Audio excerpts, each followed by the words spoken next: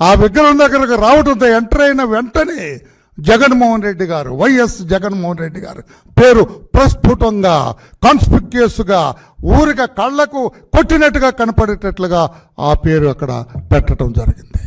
నీవు అధికారంలో ఉన్నంత వరకు నీకు భయపడు, నీ యంత్రాంగానికి భయపడు. దళితులు ఎవ్వరు కూడా నోరెత్తలేదు.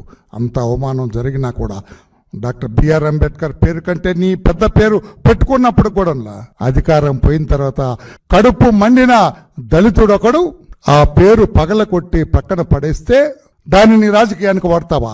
అంబేద్కర్ విగ్రహం మీద దాడి అంటావా? చిన్న దెబ్బ తగలేదు అంబేద్కర్ విగ్రహానికి, కానీ ఆ స్మృతివనంలో ఎక్కడా కూడా నీ పేరు పగలకొట్టి తీశాడు ఆ కడుపు మండిన దళితుడు.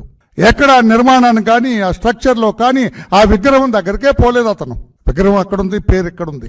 దాన్ని కూడా నీ రాజకీయానికి వాడుతున్నావు. ఎంత దుష్ట రాజకీయం జగన్మోహన్ రెడ్డి గారు.